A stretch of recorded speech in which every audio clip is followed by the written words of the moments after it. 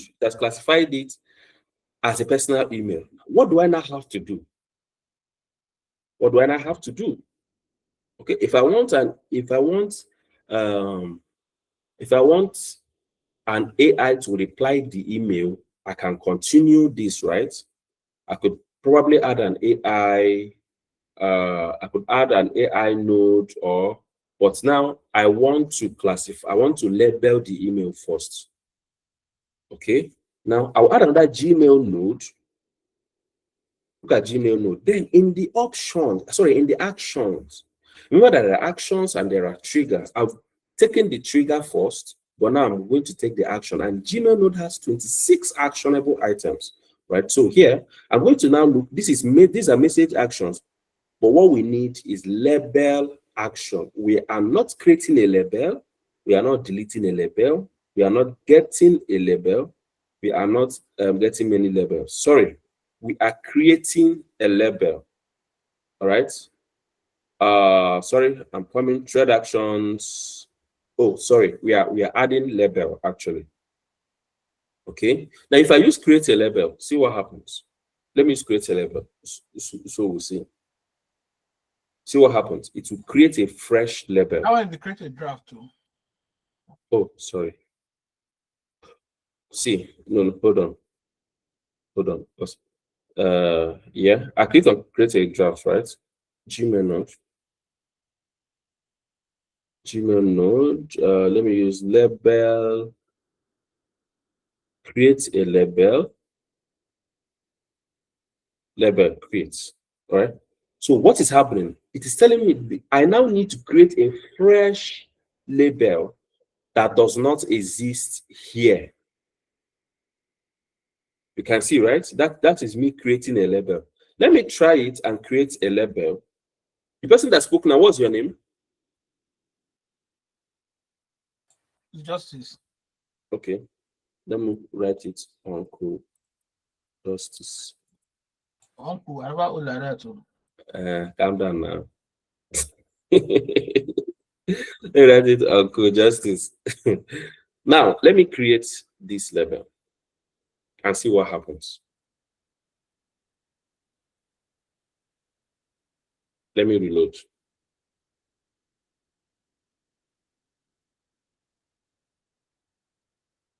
I don't know how to and send more than one label. Can you see it? That label I created has come in now, right? In my inbox, it has. So with me, if you mistakenly use create a label, it is going to be creating fresh labels for you. Do you understand? It's going to be creating fresh labels for you. But what do? We use label, right? What do we use? We use thread. We use thread and we say add label. Do you understand? Add label. Now there's something I did not add, something I would use, but I did not add it. And what is that? What is that? It is thread ID. I did not add thread ID. So I'll add thread ID. Okay, thread ID, and I process this again. And I come here, and that thread ID, I will now put my thread ID here. Okay, then it will now give me options to choose from my existing labels. Then now, since Text Classifier has classified it to be a personal email, I will now click on personal. All right. If I want to add another one, I will click on other ones, right? Then I will execute. Now, let us now go back to my email and see that particular email that came in. You see that it has classified, it has labeled it as what? Personal. Let me reload. Why did I mistakenly click it to go out? Let me execute it. Let me execute it again. I think I mistakenly clicked it to go out. So let me go there.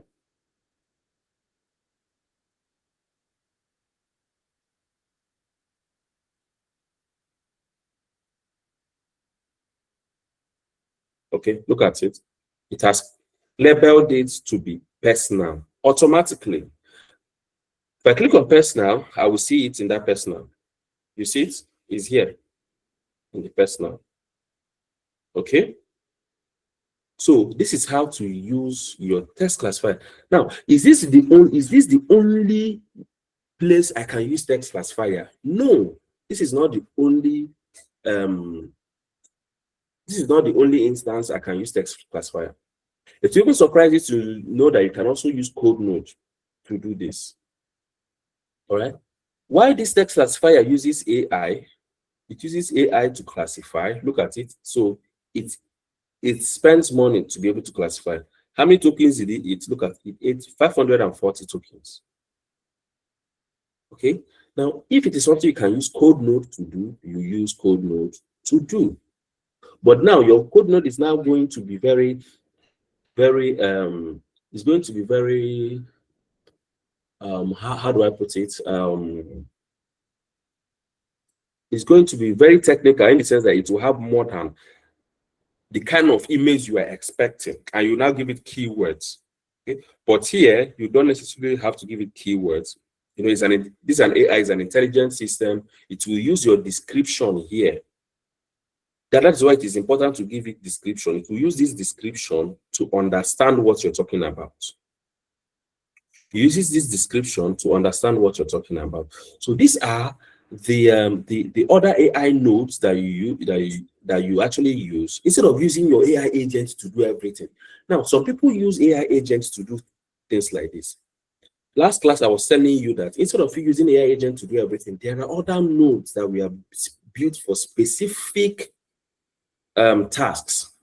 So if a text classifier was built specifically to classify or to separate text, or to read message, to read full article and classify it accordingly, okay, then why are you using your AI agent to do that, which has higher tendency of giving you errors?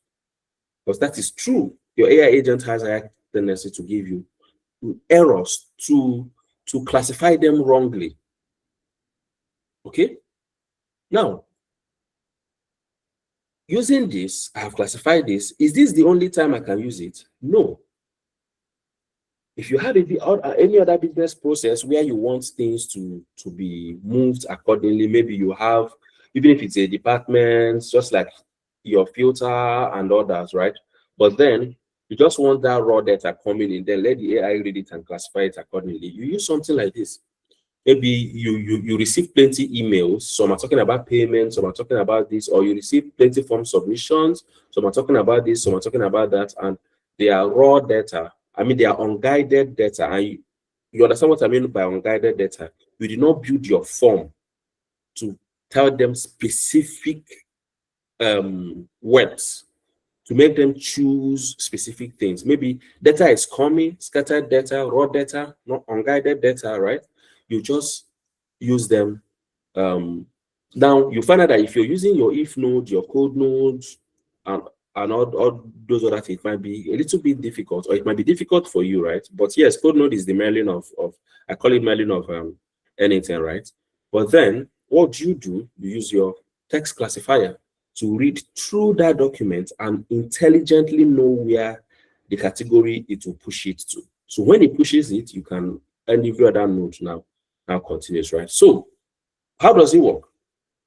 If here, let's say here, how else can you do it, or how do you complete this system? I have in my labels, I have booking, I have inquiries, I have payments, I have personal. What will I do? I will come here and add these other ones.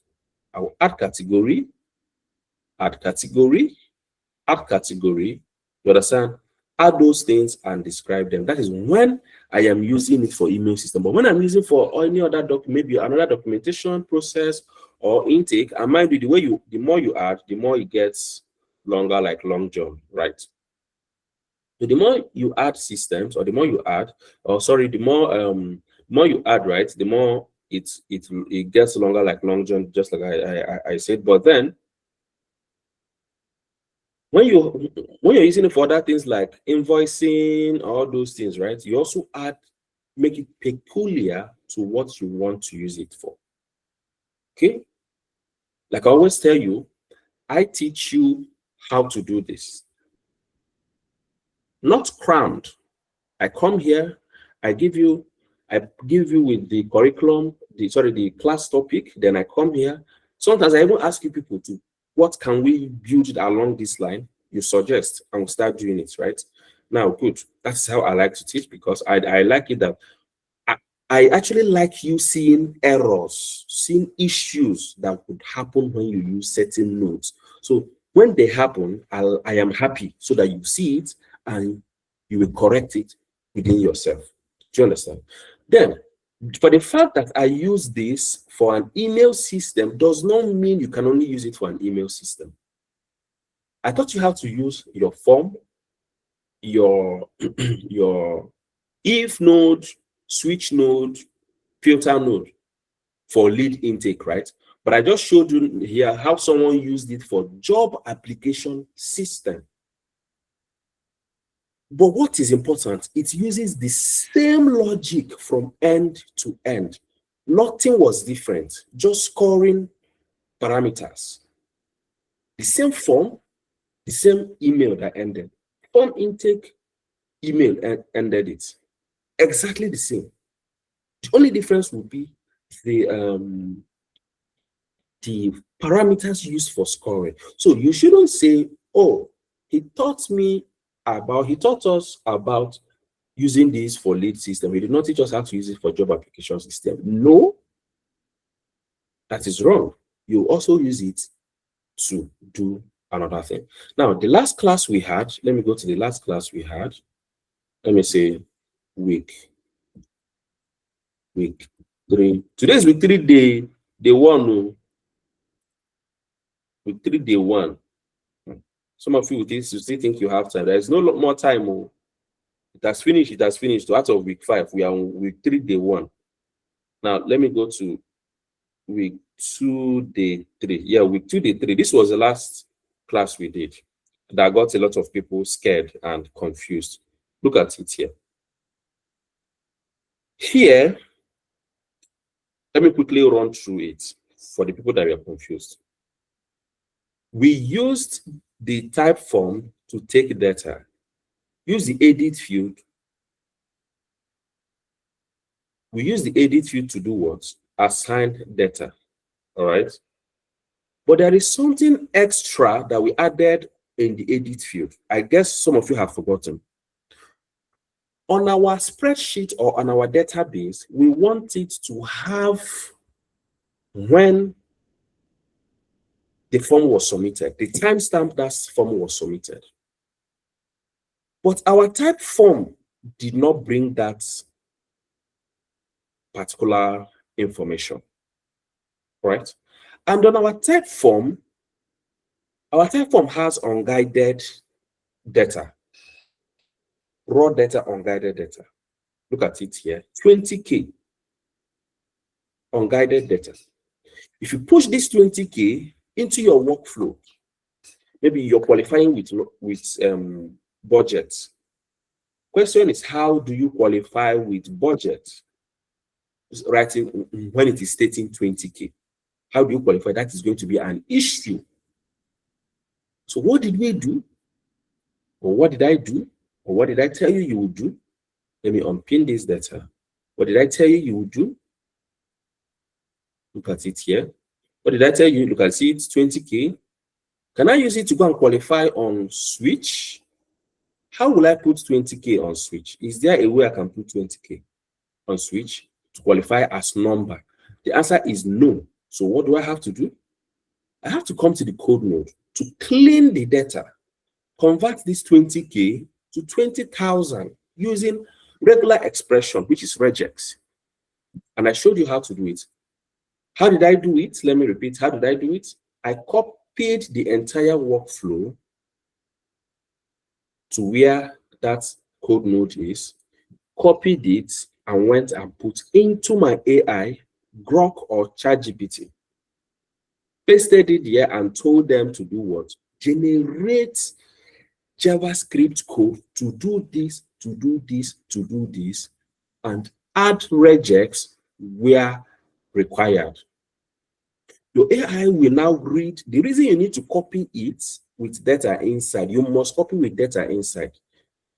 The reason you must copy it with data inside is your AI will read where the data came from, read the data inside the edit field, read the data that is coming to code node, and understand what to do with that data.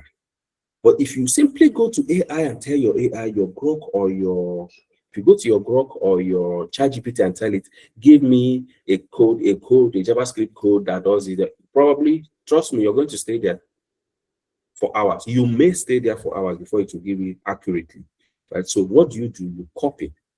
Even if I want it to generate a prompt for me, if I want AI to generate prompts for me, all right, I will check where is the data, where is the last data, where did it flow? The last data is here. I will copy this.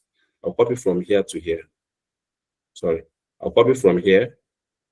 Maybe I've not added email by then, right? So I'll copy like this and take it to AI to give me prompt, to generate prompt, improved prompt for this AI agent. So anything you want AI to generate for you, copy your workflow. That is one secret which I've told you several times, right?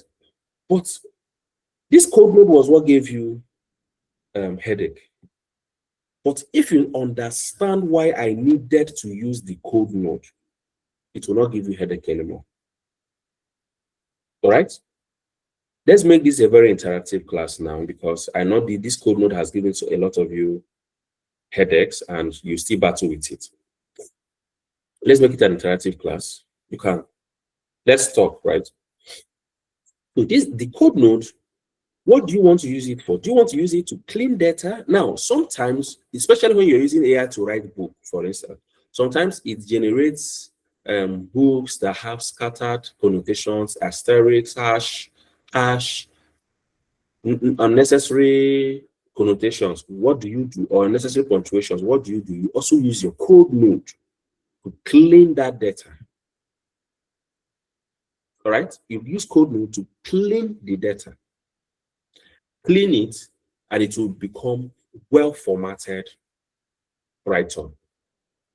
It will remove all those hashtags, all right? Make them to be, paragraph them, do all those in your code node, do it. So it is not every time you have to overload your AI agent. And for the people who have started building by or who are building by themselves, you see that sometimes when you tell AI agents, do this, do this, do this, do this, do this, do this, do this, it will scatter it. Because you overloaded it with instruction and tasks. So you use other nodes. You use other nodes to make the work less difficult for your AI agent. So this is our Merlin here. This is Camelot. This is Camelot. All these ones are Camelot. These ones are Camelot. This is Prince Arthur. This is Prince Arthur, and this is Camelot, or other knights in Camelot. What are those ones? And what will be those ones? Hmm? What will be those ones? Which one? These ones? Or should I give this one's name? Is that what you're talking about? Let me give you one. What? Asking who the Camelot. Oh, who be the Camelots? Okay. All these Camelots, just know them as the things you already understand. You've already understood them, how to make use of them, why we are using them, and all those. So now, our Merlin, the magician, is what you currently do not understand, why we are making use of them, right? Our information extractor, you've already understood these ones, let me say partially, right? But this is the Odogu here that you've not understood very well yet.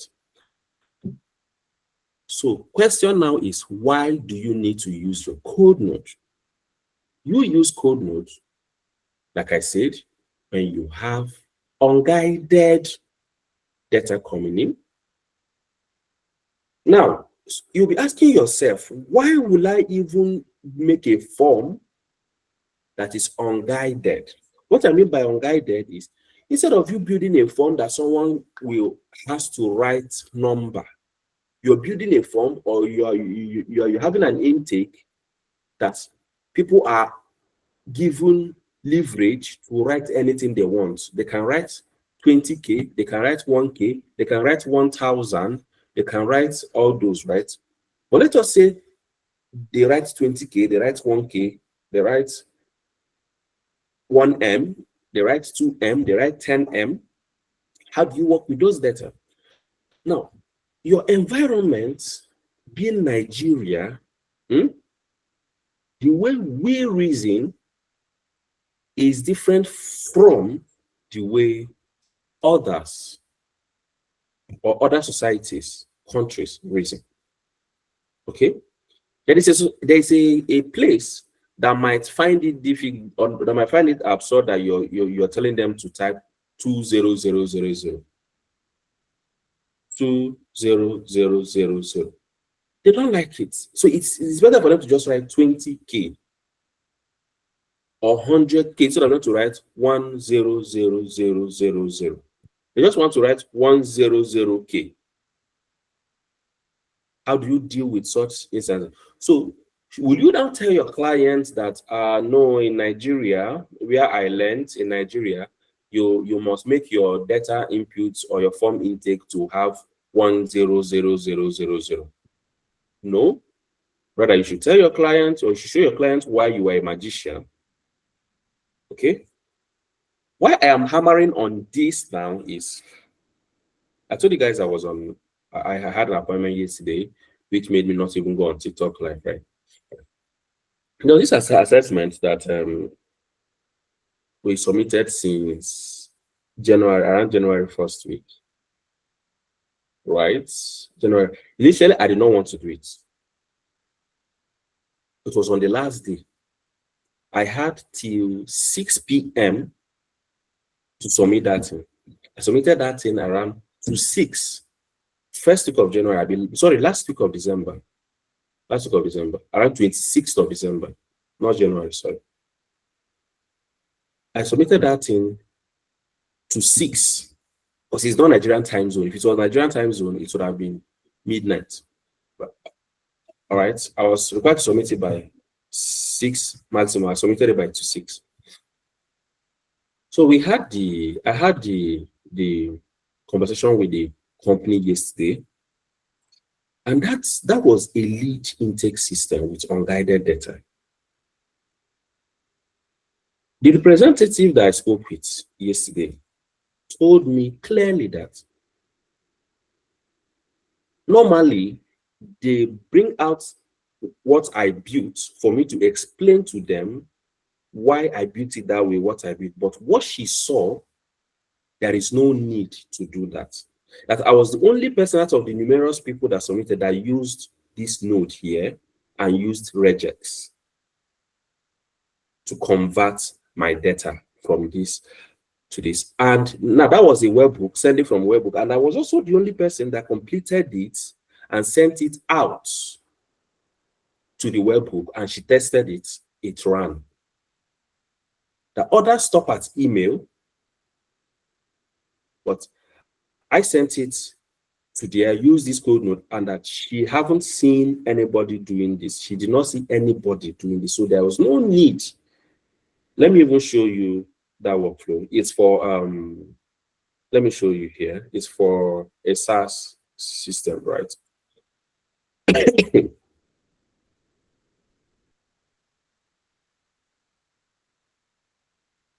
Let me show you. No, this look. No contract review. So you see where it makes you, why I'm hammering on this code node.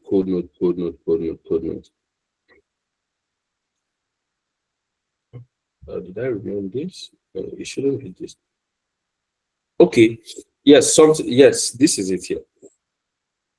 Let me open the data for you so you see it. Look at the data here. Read this. I can't seem $15,000. Then again, I can't seem to break past 20K per month. I can't seem to break past 20K per month, and here $15,000. Can you use the $15,000 in here, you cannot use it in here. So what do? You use your code node. And there's another thing, count. The requirement is also count the client complaint, count the client business complaint, biggest challenge rather. If the biggest challenge is 50 characters upwards, he or she is qualified. You understand? If the biggest challenge is over 15 characters, count it as qualified, but it is less than 15 characters. Question is, how do you now do all these things in one? You need to remove this $sign. You need to count this for your workflow to determine that it is 50 characters. Okay, and you need to convert this 20K here. So how do you do all this? Will you tell your client that no, you cannot do it? Definitely no. So what do you use to do it? You use your code node here, your mailing here. Now let me execute this mailing, the code node, so that you see. Monthly revenue, this 15, this $sign here, look at it, this $sign here has gone off. Okay. This 20K node here is there, but however, look at this. In case this 15,000 is written as 15K, it should do what? Convert it. Look at it here. Look at that expression here. You should convert it. Okay, but if it is not, you should clean this here. Then you should count this word, this alphabets or characters. Look at it. Challenge character count 151. So it counted this. Then it also went further. The code node went further to qualify it that since the biggest challenge is over 50 and the monthly revenue is over 10,000, it is what?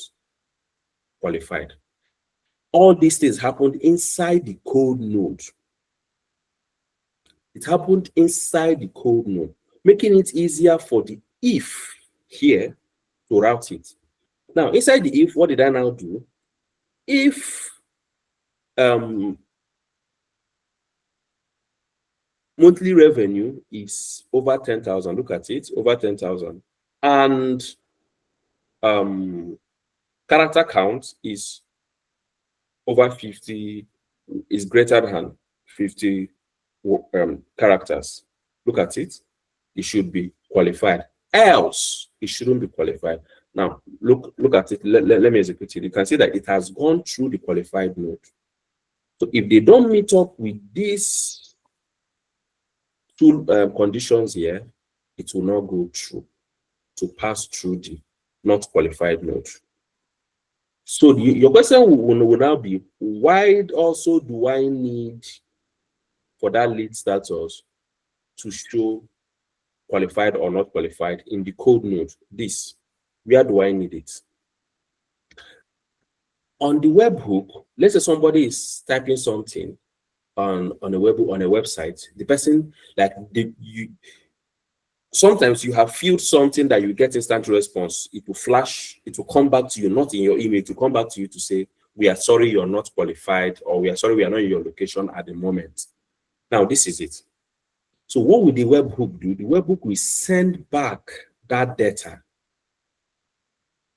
Right? It will send back this data here, the lead status, either to be qualified or not qualified.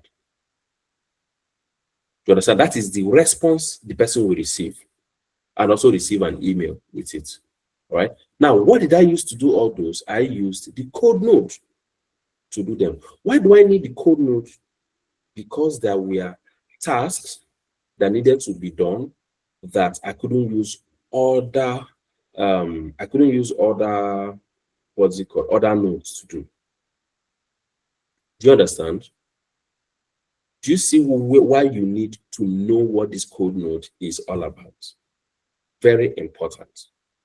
You need code node to stand out.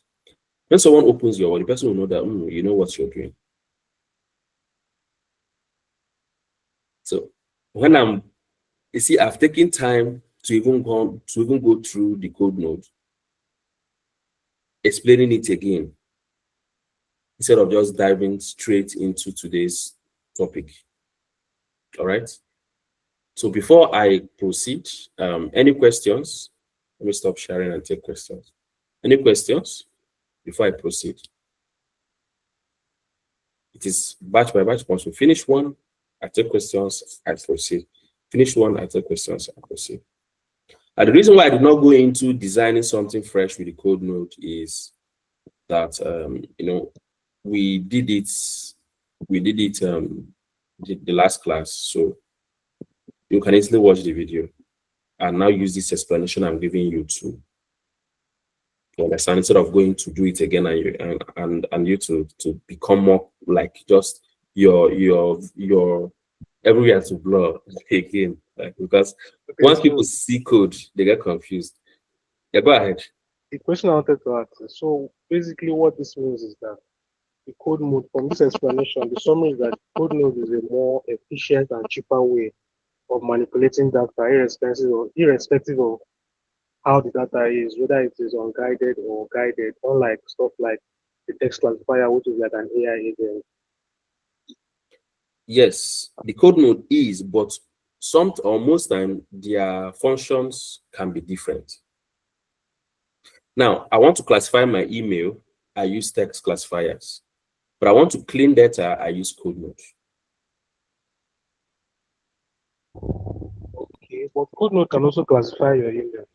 Yeah, but it will not be as solid as when classified, because now you need to also give your code node specific words. Now, when you're using it to classify your email, right?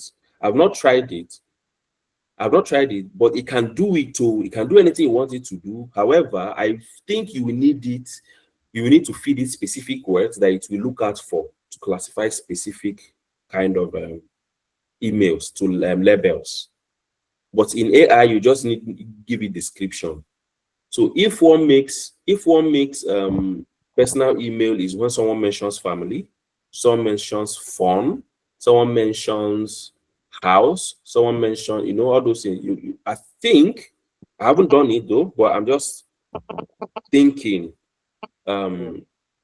that could be a situation, because your code node needs data, it needs something it will hold on to.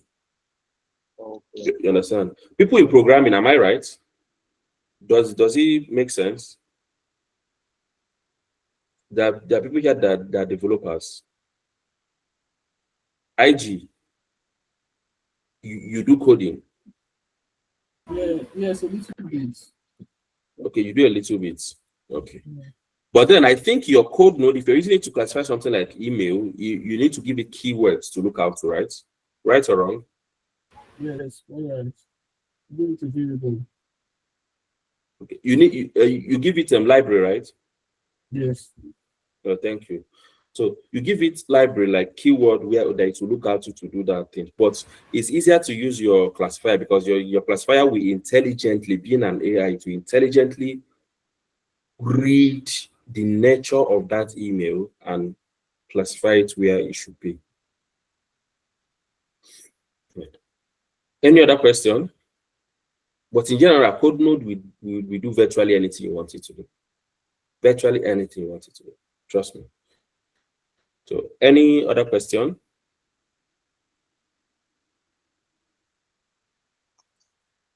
Okay. No other questions. So we will go into what we have today. And today we will be looking at building AI agents. I've shown you. Okay, Justice, go ahead. Yeah, I just wanted to ask. It seems on the code note you can only either you write the code, you generate the code in JavaScript or Python. I tried with the Python one. I think we got an error. I think during one of session we were working my group. I think we did it with the Python code, but we got an error. I don't know Okay. like, if you have used generated code in Python before with code mode. No. I haven't generated code in Python before, but let me show you this. Did you do this? You know, you have to instruct your AI to Yeah, I generated I changed it, then you change I it to generated Python. yes, I generated the code in Python, but I think I got an error. So, but I just wanted to ask if it's something you have done Okay, no, I before haven't. I user. haven't done it. Yeah, I haven't used another language. I've used only JavaScript. But I think it's something I'll have to try it. I'll have to try the Python. But you know that one thing with your AI is that when it's a lot of times it generates code for you and it gives you error. In fact, sometimes, let me not say a lot of times, it gives you error, you try again.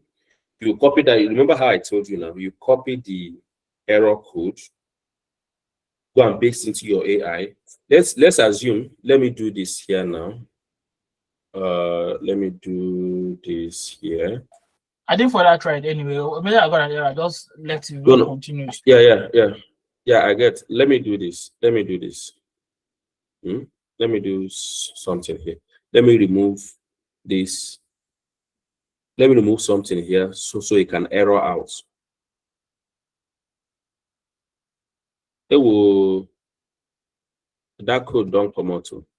That code I generate don't come out because I want to select Python.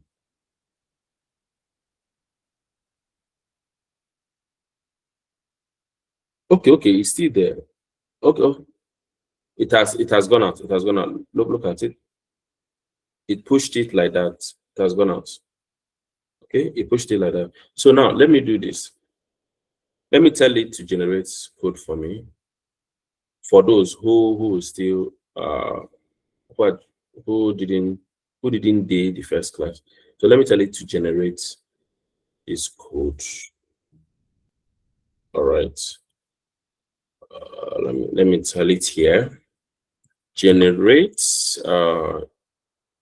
JavaScript code for the code node in N8N to 1 ton data like 20K into 20,000 to remove dollar or currency symbol. What again do I need it to do? Dollar currency symbol. Count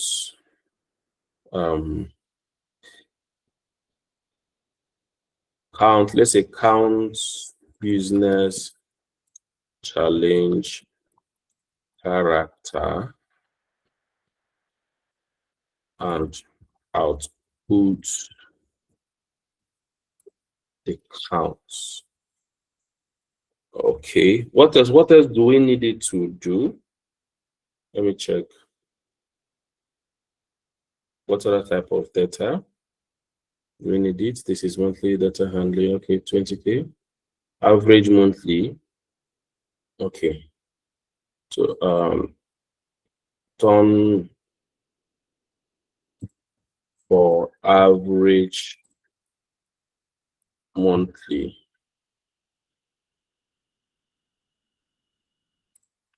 revenue. All right. 1 M2 1 2 3 4 5 6 7 etc.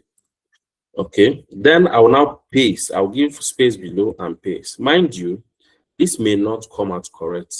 You see, I paste that thing, I paste that workflow, I copy from there to code node. Look at them here, right? I will do this. I'm praying let this give us error. I'm praying let it give us error so we can. Like I see, it has generated code for me, right? I thought I wanted to generate it in Python. No. I want to do in JavaScript first because that one I selected has made it to clear out. So let me execute and see. Okay. It still did not. Now you see, it did not work.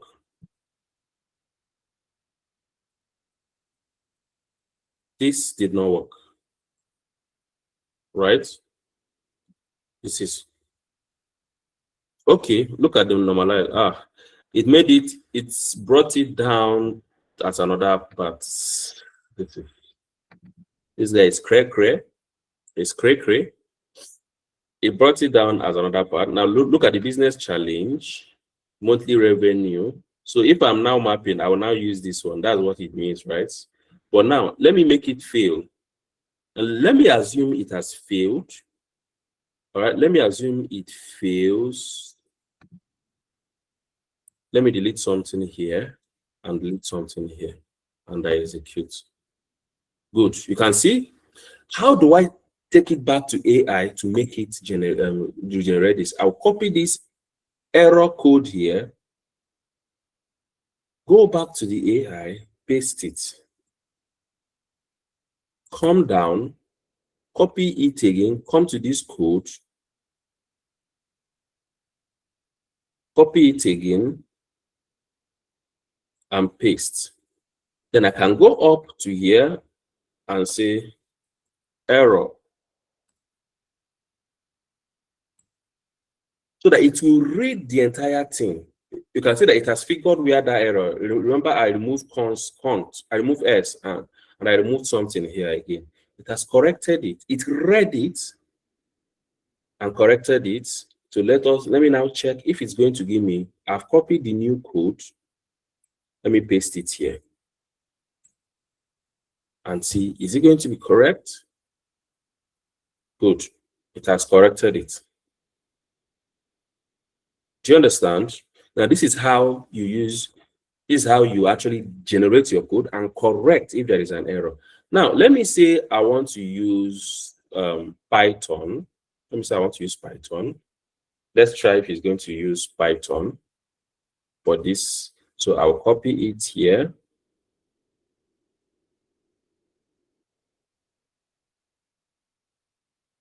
So this is Python, right? Yeah, good. Let me say I copy this workflow for Python, and I go here and I tell it. So instead of me to start typing all those things afresh, don't ask me, oh, how did you get this immediately? Sharp. Oh, I just went here to copy what I used to generate before. I'll now go here. So instead of saying JavaScript code, I will say Python. Python. I'll with the Python. And I'll say Python. Okay, then I enter. Let's see if it's going to do that. Okay, this is Python. I generated Python code. And I come here, I paste the Python code and see if it's going to work. If it has an error, oh, look at it. Python unavailable. Internal mode is intended for debugging, production, deploying. Okay. The Python runner is not available. Maybe it's from the server. So let me still copy this error. Let me copy this error, right? Okay. Look at it here. For production, deploy in external mode. For production or deploying in external mode, look at it. So there is configuration you use for it. So let's use that. Let's look at that configuration. What it now? These are the error. Your coach is not going to start giving you all these. So these are what you need to understand. So this is in external mode. You run the NHNIO runners image in a sidecar container next to anything. So this is on the server now. I guess it's on the server where I hosted my N10 instance. That is why. So I need to tell the person that hosted it to run this, to enable this there. So it will not run. You know, I'm using self-hosted, right? So I'm using VPS hosted. So probably just is your own, is it on anything or your self-hosting as well? Self-hosting. I know I don't know that one. I don't always say more sign up. Now I sign up for. No, I mean okay, you sign up on n8n.io Yes. and it still gave you this error. A different error from this one. Okay. Let me see the error it gave you. Share your screen. Let's see the error again. No, it's not now. I didn't even. I just continued it. Okay, no wahala. No wahala. But then I don't know if I have that error that day. I think only in my group. okay, ego. Nicholas or somebody. I can't remember if anybody screenshot that error. Yes, I have a question. Yeah, go ahead. Okay. Now, from the workflow, you see the certain data that create an unguided uh, data Yeah. listing with the dollar sign and keyboards. So let's assume that I prepared a data for employment for through webhook, and this people send me the unguided data on maybe amount or they will be paid at the end of every month. And this the data went through the flow and I want to reply and I use AI. AI will want to reply back to that particular email. And in that email, I want to be specific about the amount being paid that will be paid to that employee. Now my question now is, how do I get back this dollar sign to the email that will be sent back? That's what you can give your AI as a prompt now. Okay, or you also pass it through the code node again, or pass it through your edit field. For instance, look at here. Look at here. Look at here. The data coming in here. The data coming in here is 20, right? Monthly average. Now I'm going to remove, I don't need this 20K anymore. You know, this code node has changed, right? The monthly average, the data coming in here is this now, right? Is 20K. If I want to change this 20K, if I want to add Naira to it, I can manually add it here. Oh, that went wrongly. But because it's yeah, number and word trying to combine. Yes. Number and word trying to combine, right? So, but what is the best thing I would do? The best thing I would do, I can run another code node before the email node to say add this, right? It will add it and it will flow. Or or I tell the AI agent to add the sign, to add the currency or on the response. Okay, you map it, tell it where to add currency, then it will flow. Do you understand? So, any other question?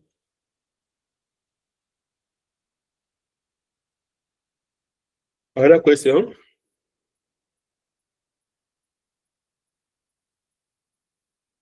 Let me ask somebody a question here. Okay, Med, do you have a question?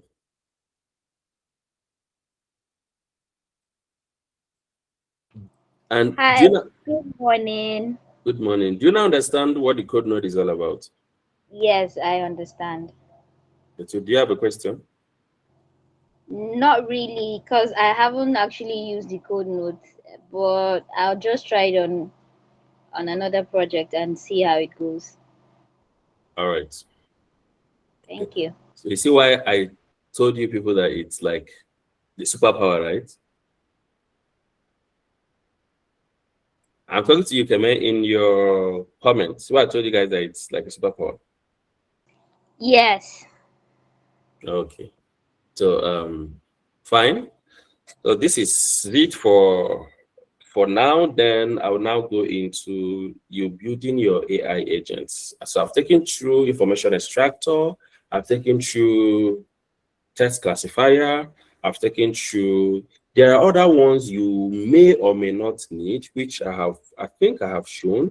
But if I haven't shown them, I will just only quickly brush through them because we may not really have what we use it for at the moment. Now, this is one thing you should know, and it is very important you should know this. The fact that when we are building automation, all right, the fact that when we are building automations, it was too manual. Just this information extractor. Okay, I'll go through information extractor. The fact that when we are building the manual automations, okay, when we are building manual automations, the fact that then we didn't use AI and they were quite manual does not mean, okay, this is information extractor. I will use it. Does not mean that when you're building your AI agents and AI agents workflows, you're not going to use what you built then. You can see this is an AI workflow. What can you see here? Switch. What can you see here? Edit field. What can you see here? Code node. What can you see here? Edit field. What can you see here? Gmail node. Do you understand? It doesn't mean that your AI now saves you from all this. No, you will still do them. So that is why it is very, very important for you to know these basic things. And that was why I started. Imagine I started and went straight into AI immediately. You'll be carried away. So that was why I started from the scratch, starting from the edit field, code node, defining them, explaining what they do and all that. Okay, so that by the time we enter AI, you still find out that you still need those things. Very, very extremely important that you need them. Right? Your AI will not do the switching for you. Some people force it on what is it called? Now, there's something with automation. Let me be honest with you. On demo, training, class, YouTube, you're watching YouTube videos, you're seeing a lot of them. And if you take on YouTube video, everything they do runs. Everything runs. Everything runs. Everything runs. Some of those things they do, you do it and run it. You know, go run Abi. Those are edited videos. Edited videos. I've used some videos to practice, and some we are running for them, but it wasn't running for me. I'll pause video. I will replay again. Follow step by step. You know, go run. I don't know if any of you has had such a situation, especially doing this in especially this guy, this one scraping, Google Map scraping or Google scraping using your HTTP node. Just ordinary data scraping. It will scrape data, but the data it will scrape for you will be useless. You cannot use it. But on their own, it is scraping data. It is giving them 100%. Everything they want is coming out.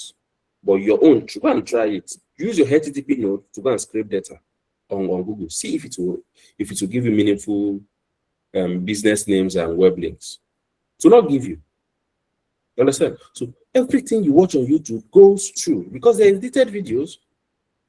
But what you will practice by yourself, that is why I keep telling you. In fact, that is one of the reasons, not the key reason. One of the reasons I keep telling you that what? When you watch, it is like you have learned, you have known it, but start practicing. You will know that there is a difference between 6 and half a dozen. You see 6. In some situation, you find out that there is difference between 6 and half a dozen. Not be all 6 be half dozen. You understand? So that is it. I just want to encourage you in that. So this code node now, this information extractor, just said I should run through the information extractor again. So what I'm trying to say is, on demo, everything runs smoothly, but in production, or when high volume of people try it out, you see that you'll see a lot of failures, a whole lot of failures. Even on TikTok, when I give you guys a link those days to run, I'll tell you, I'll be expecting this thing to fail at this point, and it will fail. But if I'm testing it alone, it will be working, because I want to test it in a way that it will work. But when you give it to somebody whose aim is to test it for you, for it to break and prove you wrong, that is when you are doing a real test, not you testing it. If you're testing it, you're romancing it. Give it to somebody to test. Give it to people to test. So you stop romancing your work. All right? Is that clear?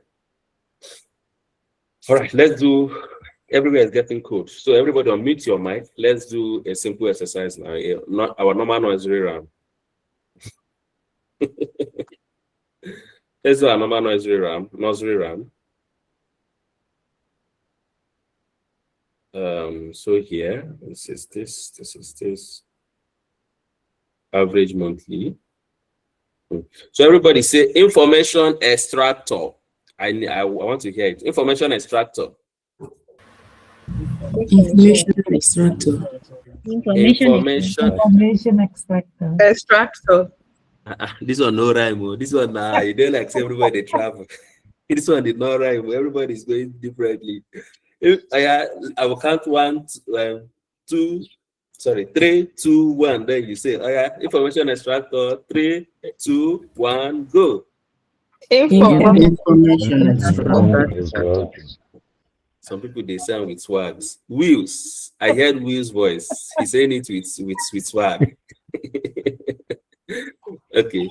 So now this information extractor, what it does is you feed it a field where you want it to extract, and tell it, just like I did with text classifier. It extracts what you want it to extract. All right. Now here, I assumed, okay, look at here. Look at here. I want this AI agent to write an email based on the problem of the business. Based on the problem of the business. Right? Based on the problem of the business. That is what I want the AI to write an email. But then I left something that, okay, let me not even use, I don't want to use this business problem. I don't want to use these business problems here. I want to use only these more details to give this instance. Yeah. I did guided data input here, and I did unguided data input. So I'm going to use the unguided data input. Now, let me assume that you have unguided data input, or you have from your email, you have a very long list of email saying blah, blah, blah, blah, blah, blah, blah. You understand? How do you extract the key data, the key information from that email or from that data source? How do you do it? Use your information extractor and you add attributes. Let me add attributes. You add it just like here. You come here, you click attributes and you add, right? Now, when you add attributes, what do you want it to extract? What information are you working with that is possibly contained in that email or in that document? Okay. I want this information extractor to extract the financial problems. Wherever it sees financial problem, it should extract it and target financial problems. Which means that whenever it will extract it and tell us that, okay, this person is having financial problems, right? But the type of financial revenue or revenue related issue the client has in their business. I want you to extract sales problems. I just use these two for explanation. Then when I execute this AI node, do you still have money? I doubt. Okay, it doesn't. It has not been. It has not been recharged though. What? So let me try for Omini. I said that even in the class, I spend money in various ways. But TikTok live, class. Yeah, you say you paid. Yeah, you paid. So So I got a question. yeah, go ahead. For this open AI model, these options were just your sheet was a 4.0. Do they have anyone that goes with the least amount of spending, or they're all equals in the income they're spending? The higher they are, the more you spend. The higher in a model they are. Okay. There are Which of smaller. them has the least? I don't know now. That's what I'm saying. The smaller they are, I haven't used all of them to say this is the one. The Okay. smaller they are, the lower. You understand? So here, I needed it to just generate this for me, and as you can see here, it has outputted the person's one of the person's biggest problem is financial revenue generation. That's it has extracted inside here as one of their problems is revenue generation. Now, let me go to a broader part where you use it in a broader sense, a bigger sense. Right? Let me use this job application and CV writer. Okay, no, let me use the form system. Let me use the form system,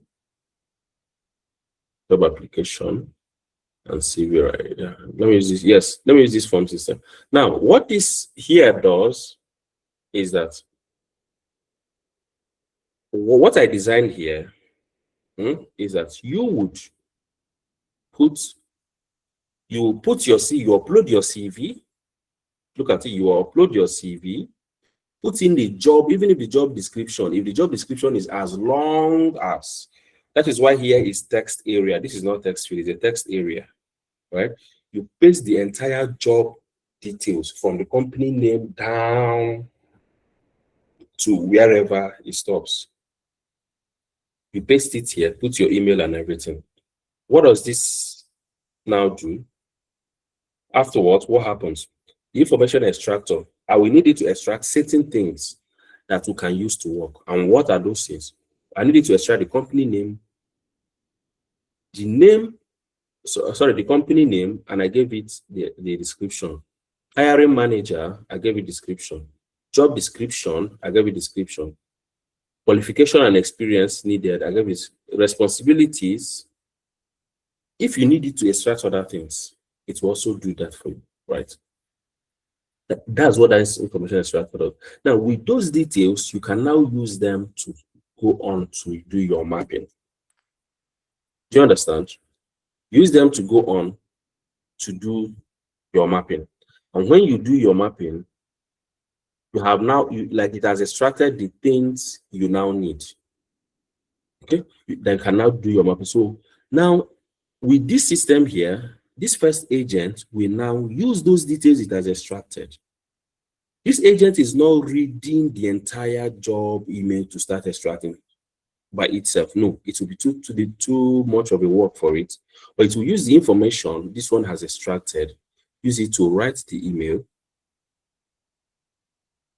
Use it to write the email, then this one will now review it before they'll convert it to PDF and send that. Right? I don't know. I can show you. Let me show you an email. Not here. Let me show you an email. It did. Okay, yeah. Look at the job application. This is someone I told to try it for me. With what the person uploaded. You can see the job description here. Look at the job here. It wrote this down. That system you're seeing there wrote this cover letter afresh, converted it to PDF. You can see, driven by commitment, blah, blah, blah. I have, like this, like this, like this, like this. This is a full cover letter, right? Good. And it wrote a fresh CV for this person using a CV template I uploaded. Now, this is not what is it called? ATS CV, right? But then it's a sample CV that was uploaded. But then it used the details from that information extractor to be able to know the key details of CV it should work with. And it generated the CV and the cover letter. At least I could say I'm kind of impressed with the cover letter. Do you understand? And then he sent it back to the person. Say your job application is ready and attached. Thank you for using our services. Yeah. Now look at it. Why was he able to do it? It extracted the key information, fed it to the AI agent. The AI agent now used the documents, the detail that was uploaded and all that to also write. You know, it did not even use the detail that was uploaded. Look at the things that we are mapped. Existing CV.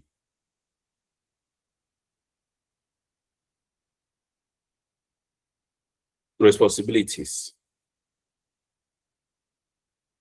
Qualification and experience. Job description. Company name. You understand? Now, how did he use the existing CV? Now, this brings me to your document, your extractor. This one, these are things you definitely get to find out by yourself, because if there are 500 nodes, general nodes here, nobody's going to teach you those 500 general nodes. It's just when you're, like I always encourage you, when you're building something, you search to know, right? So what does this one do? It ends that CV that was uploaded. It extracts the data, everything on that PDF. It extracts it out. Do you understand? After extracting it, it now gives name to them. So it extracts it and makes it to be in a text form, no longer in a document form, so that the AI agent can now use it. You understand? So the AI agent can now use it. So do you understand the way the information extractor works now? I hope the explanation was able to serve. IG, go ahead. Justice, do you understand it now? Yes, I understand. I'll try to process what you're going through. For example, Okay. For the what we just showed us, it's a form that you upload the CV, right? I saw it at the last.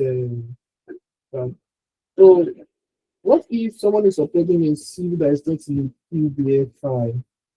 There's no what? That is not in the PDF file, maybe in the Word file. I don't think I will tell you, I will answer you, but I do not think that your question is valid. Do you know why I say the question should not be valid? Question should not be valid because on the form you have already seen this. Upload your CV in PDF format. in PDF format only. So you should have the data type you work with. So if the person uploads the data type does not belong to that data type, then you can have another, you can do another. Now that's why I said I was going to respond to you, right? Because of what I will explain here. You can have a kind of if node here. If you know that people will violate that, you can have an if node. An if node that goes back to the person to tell the person that your file upload was wrong format. Okay. Yes. Mm-hmm. All right. I wanted to ask, right? Mm-hmm. The information extractor, because the PDF extractor, does it mean that the information extractor cannot extract some of those information that is extracted from the PDF? So the reason why I'm asking is because, for example, there are some. I'm just looking into my workplace. There are some information like that are transported within XML or that are transported. So information, for example, if you have maybe ID or maybe date that will help in routing documents to different places in routing documents, you can transport it in, let's say, XML. So I'm just asking, those information that that PDF extractor or document extractor extracted, can the information extractor do the same job? No. This is because your information extractor, your AI agents, they work basically with text. All right. When you have anything other than text coming, it is coming as binary data. You understand? They can they work with binary? They cannot work with binary. All right. They work with text. So even though your XML, you need to extract the if it's an XML like document, right? XML that is convertible to your doc, right? You have to also be converted to it's XML is closest compatible to Word now. Am I correct? They're more like tags. I don't know. Do what? Yeah, I think is the closest convertible to Word. Yeah, sort of. So now your XML, it also needs to extract the text on your XML. So long as it is coming in as document. Aside that, what you can do is to add it as a tool so that it will go and read it. Just like that time we'll be adding get, which we've not done it here, and it's part of what we are going to do when we enter AI agent proper. All those things that we will now add as get the Word document, get this, get that, as a tool, as an AI agent tool to attach it.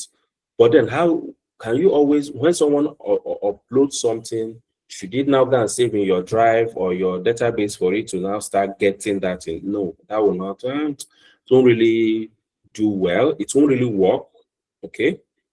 It won't work actually. So what would you do? You directly extract the information, or not even information. You directly extract the text on that. If it is an image, you can use your open AI image extractor or image image analysis agent also. Let me look for that. Open AI.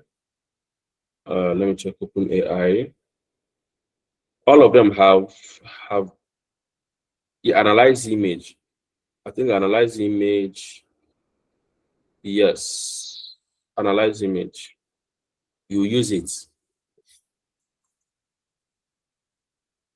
Analyze image. It will be able to pick data in an image. But let me be sure. Image, analyze image. Okay, what is in this image?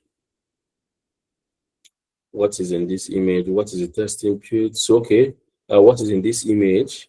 It would the input type is a binary. Since it's an upload you're doing, you put your binary, you rename this according to the data that is coming in. I haven't used this analyze image before though, but now this is where I tell you that knowing your automation, once you know what is behind automation, the logics of automation, the basics, the logics and everything, using every other node shouldn't be an issue for you. I have not done this. I have not used this analyze image because I haven't had a need to use it. All right. But then I can easily know that, okay, this is okay, is a text input where I should ask it what to do something that's in the image, right? Which you can also map if there is a query coming in. Okay. But if there's no query coming in, you can ask it directly and leave it as a static query here. Okay.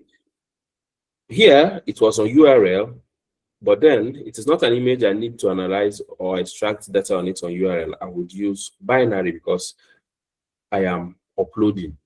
Anything file in anything is binary. Is binary. So you're no longer using text, you're now using binary. You're not using binary, okay? And the name here is the name that is coming from. Now here, instead of having data here, since I am making use of CV, okay, when that CV is uploaded, there will be a name for it, and binary will show here. Let me show you. Let me show you and not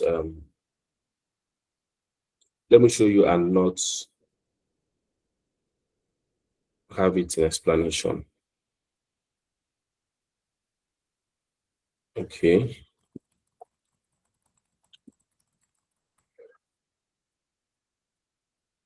Then I upload an image. Okay, so let me use all files. There is an image here. Okay, so let me use this.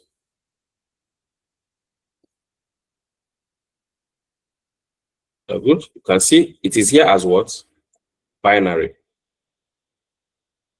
I guess you've never seen binary on your workflow before because you've not attached binary to it. This is binary, but IG, you should have seen binary when you were working on your. Yes, I've seen binary. Yeah, you should have seen binary. So But I have a here, question for you. I'm coming. Here, instead of having data here, is going to break. So what is the name of the binary you are expecting? The name of the binary is this. You copy it and you paste it. It has to be exactly. If it is not exactly it, it will error out. It must be exactly. Right? You can now process. Okay? Can now execute. I don't have my ChatGPT. I don't have ChatGPT token in my original one, original ChatGPT. So I'm expecting it to error out. Yeah, service is going to. So there's no token in my ChatGPT account, so that's why I use Open Router, and this Open Router has expired, and I forgot. It's now I'm telling the person to fund it. So this morning I'm telling the person to fund it, and he's even busy. Okay, Justice, do you now understand? Yeah. Thank you. Yes, Yeah, you're this welcome. this you just got out. This analyze image node. Can we use it to analyze using to detect AI images or AI video? Let me say AI images. Can this node detect that? That's an image is AI. AI, yes. I think you can try. You can try to do it. I won't say something within what I have done, right? You can build something very fast and quick around that and tell it to do that and see if it's going to detect it or not. Okay. Okay. So, any other question before we just have 30 minutes to go into AI agents. Okay. So today we are going to look into AI agents. What are AI agents?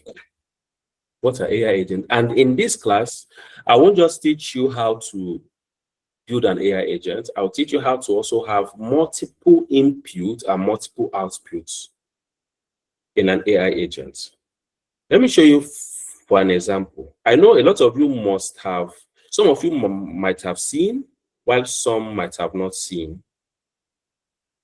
All right, some might have seen, some might have not seen.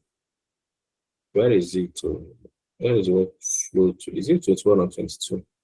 Some might have seen, while some might have not seen. Okay, what I'm about to show you, where your AI agent is having multiple inputs and multiple outputs. Okay, now in this class, I'm going to show you how to do it. In this AI agent part, this is coming in from Telegram and this is coming in from a website. You can add WhatsApp, you can add any other one and make them flow differently. All right. Then you add your loop so that it doesn't break when there are a lot of people chatting at the same time. All right. So we are going to do all that. We are going to cover all those in this class, which is why this class now will be today and tomorrow, talking about AI agents. But today we are going to introduce AI agents, which is where a lot of people like, and will put smile on a lot of people's face. And I know some people now are already smiling. They are already smiling, right? So let me delete this because I don't need this. I use this to illustrate. So AI agents, what are AI agents? Why do you use AI agents? What do you have to use AI agents? What are they used for? And what does the word AI agent stand for? So your AI agent, see your AI agent as a human being. Let me use that terminology. See your AI agent as a human being that does a lot of tasks, various tasks for you. See it as somebody you're sending on an errand. See it as somebody you are like conversing with. All right. But what makes up your AI agent? Aside just that node that makes up your AI agent, and which I can freely and gladly tell you that your AI agent, building your AI agent can be done in 1 hour, 2 hours, 3 hours. But your prompting can be done in 2 days, 3 days, and you've not gotten, even 1 week, and you've not gotten what you want. Has anyone here ever tried it? Have you tried building your AI agent? Everything looks perfect, but you gave someone to test it for you, and you're figuring out some other things. And sometimes, when you finish building your AI agent and you come to look at the prompts, test one thing or the other, you find out that there's something you should actually do better. It happens like that too. So let me put it this way, that your prompting is actually like 95% of the work, 90 to 95% of the work in building your AI agent. But your AI agent is like building your AI agent is like 5%. Yeah, Justice, go ahead. Yeah, so this AI agent we're about to get into, what is the difference between this agent and the agent you can create in Copilot? Like in Copilot, you can create an agent in Copilot. I was given a task this week to create some test cases. So basically, I didn't have time, so I just checked my Copilot and I thought I could create an agent. So basically, I just created an agent, gave it personality, gave it what to do, gave it some URL link of your repo, and then it did some good job. So I'm just asking, what's the difference between this agent we're about getting into and the ones that you create on Copilot?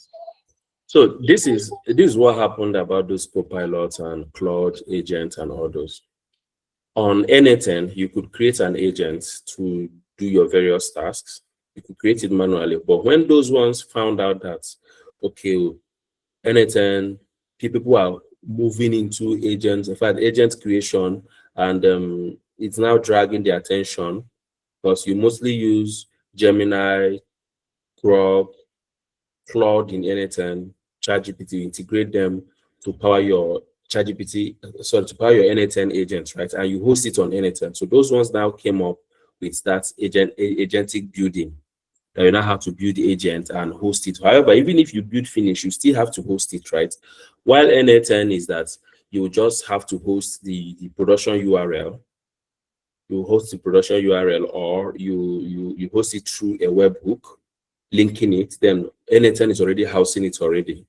So the other ones, after building, you now have to host it where you want to host. As I don't even know how they host it actually, but I just know for now the hype on their agent is a lot. But and what can you really use their agent to do? I think it still has a lot of security issues, and all this hype about agent talking to agent. Now, this is what I personally I do. When something has a lot of hype, I don't even test it. I don't even want to test it. I've seen reports of people saying all those flawbot agents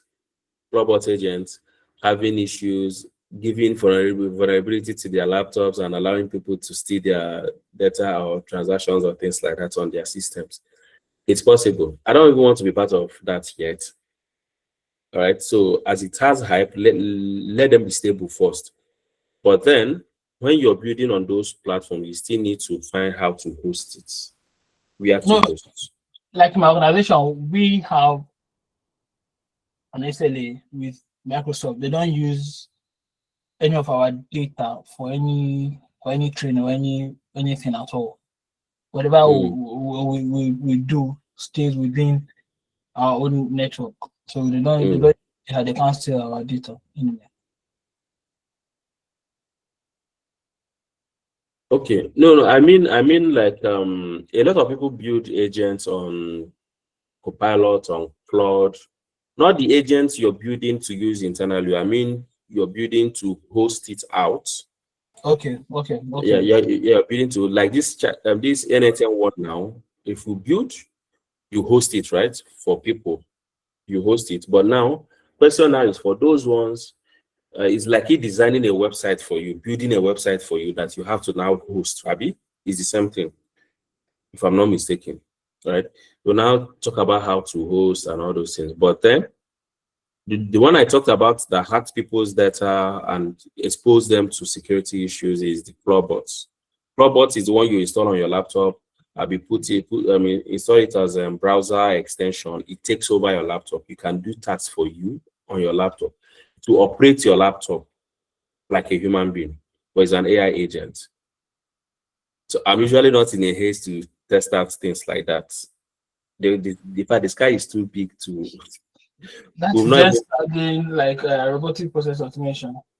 something like that. Yeah, it will do that for you. But then this one we are building is also an agent that does tasks for you, but its control is initiated by text or by voice or whichever one. Okay. Right? Thank You you. send data and you host them. So the key point is that the ideology, when you know how to build them manually first, then when you're building it using the automate, when you're building on your AIs, all those co-pilots, Claude and others, you will now know what you are building because you can build them manually here. Even when you now metamorphose into using AI to build them, you now have the underground and the root knowledge of what you're building, so that whenever it tells you add this here, you know that okay, you know the reason you are adding this here. You understand? 100%. It was very easy for me to build it. When I built the agent, my manager, she was surprised. Like very impressive. In fact, yesterday she had to build her own agent. Like she seen something for the first time. It was from what you teach in class, like all of giving the agent personality, giving instruction, telling it what to do Personality. and what not to do, giving it tools and memory and so that was the whole idea I used in creating that Yeah. agent in Copilot, and it did like good stuff. So you now that has gotten the background knowledge, you cannot build something that is this with you cannot build at the same level with someone that doesn't know. You build something much more solid than the other person. Yeah. Uh-huh. So here, this is an AI agent here. Okay, this is an AI agent. How did I add this AI agent? Let me delete. How did I add it? I added by simply typing agent. Look at agent. I typed an agent. And it is here, looking at me, looking at you, and looking at everybody. This is a node. However, this AI agent has how many parts? The input part, the output part, the chat model, the memory, the tool, and the output parser. I know why I'm stressing this output parser. A lot of people are asking, how do I get an output parser? This is output parser. Now, how did I get it to turn on output parser? I turned it off. Look, it's off here. How do you put output parser? And what does output parser do? Output parser tells your AI agents how to output its production.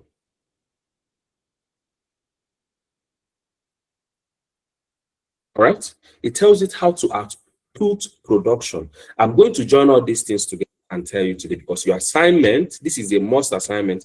If up to 20 people do not do the assignment, the next Wednesday class will be wasted. If up to 20 people do not do, no, 20 is too much.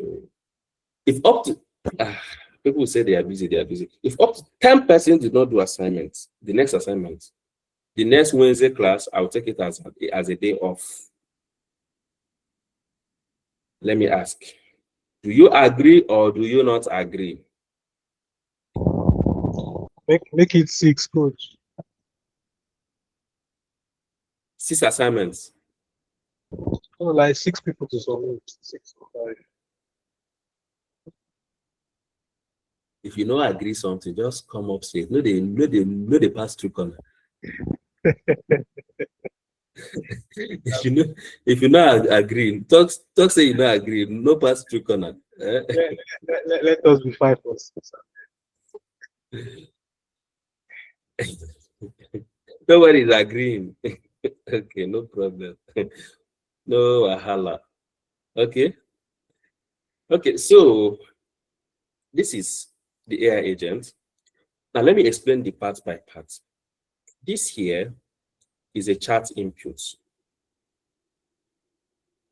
This here you already know is the line that connects this guy and this guy together.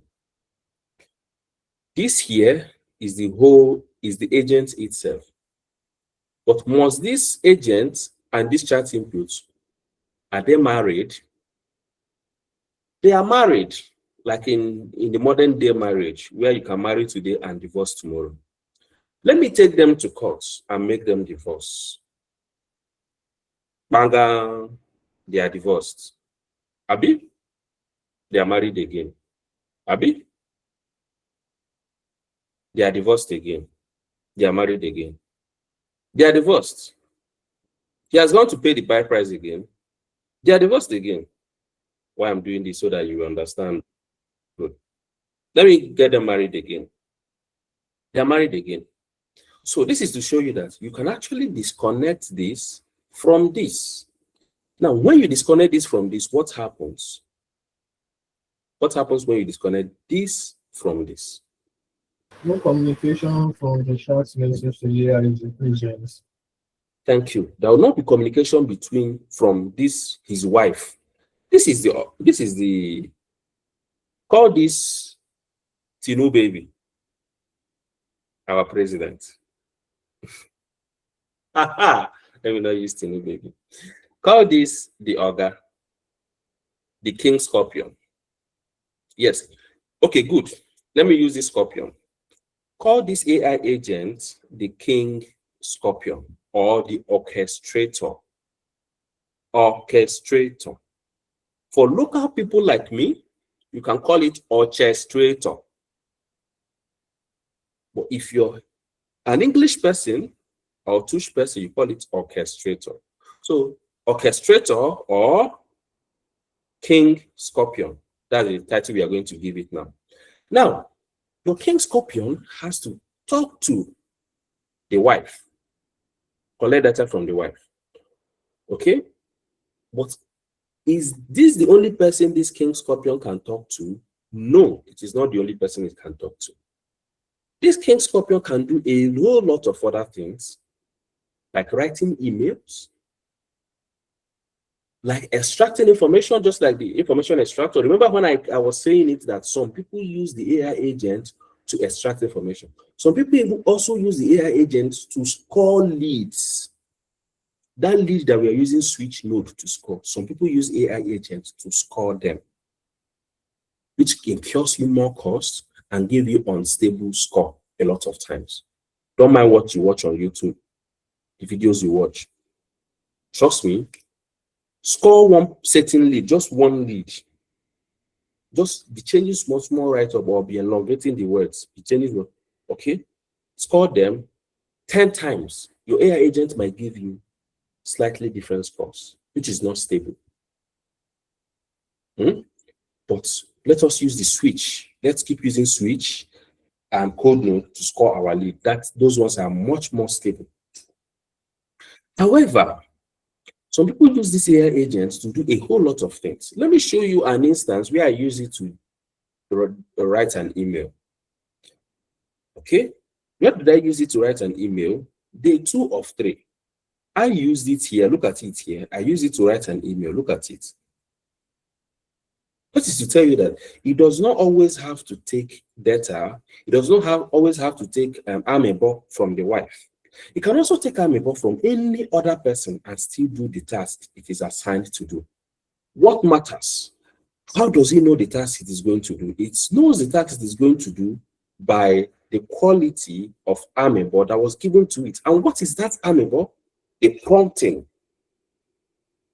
the information that was sent to it.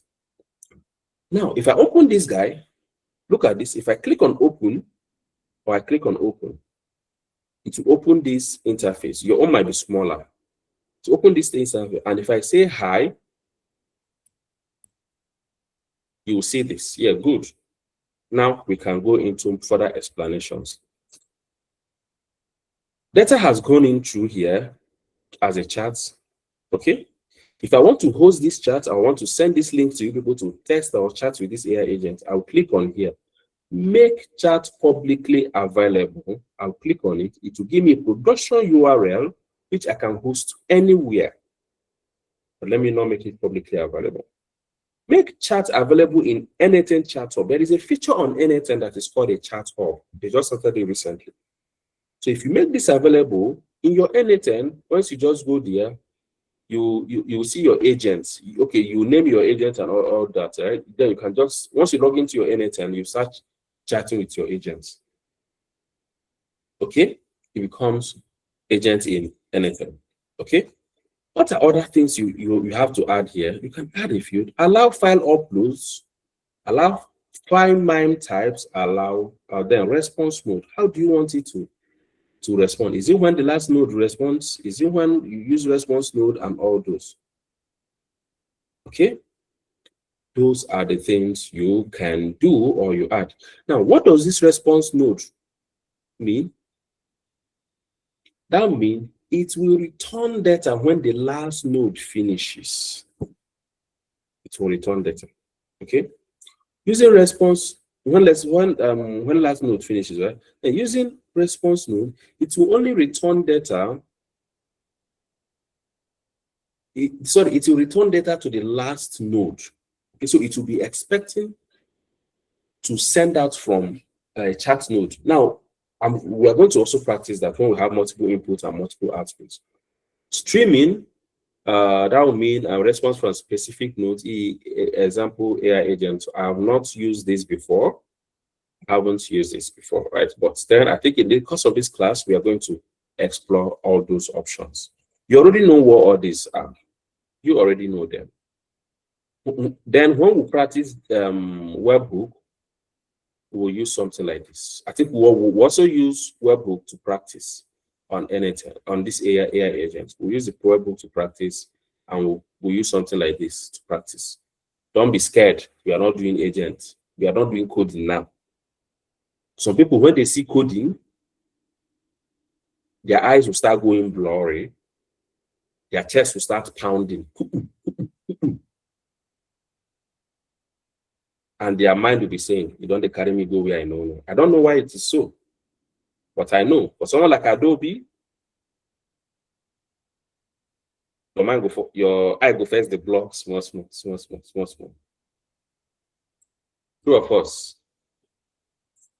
Okay.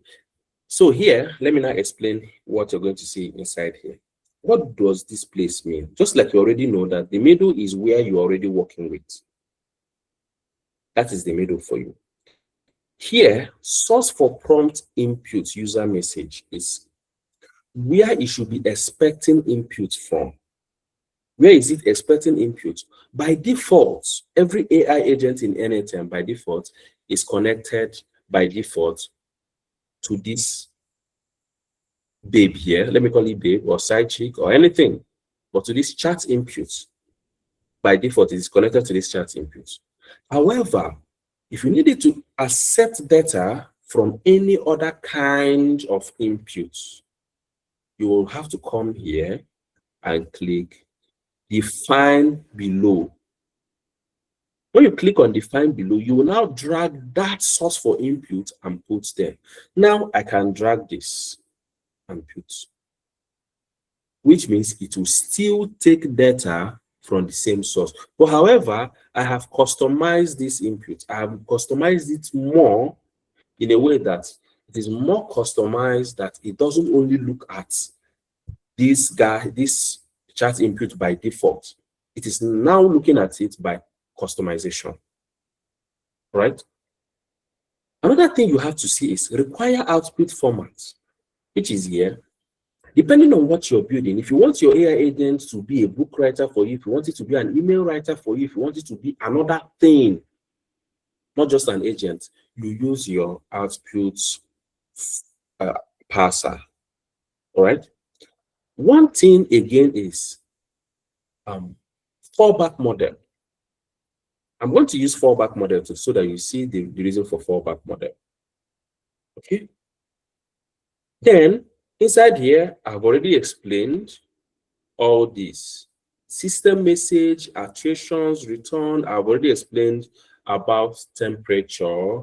And although I explained it in when we started the AI agent, right? I explained that part.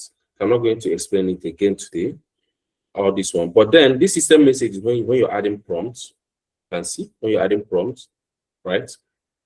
That's a system message. So we are going to use it, but let me delete it first for now. Then here is where you add your AI model. Now, AI model is also called LLM. Please, everybody, unmute your mic and say LLM. LLM. Say LLM. LLM. Okay. Okay, wait. Oh yeah, repeat after. Say, wait, you know. Wait. I say hello, hello, ammo.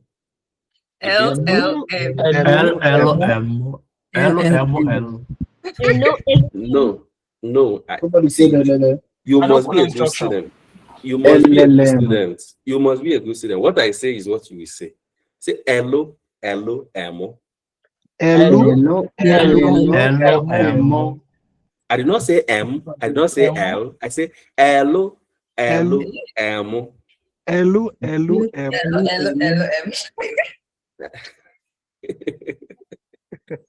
Good.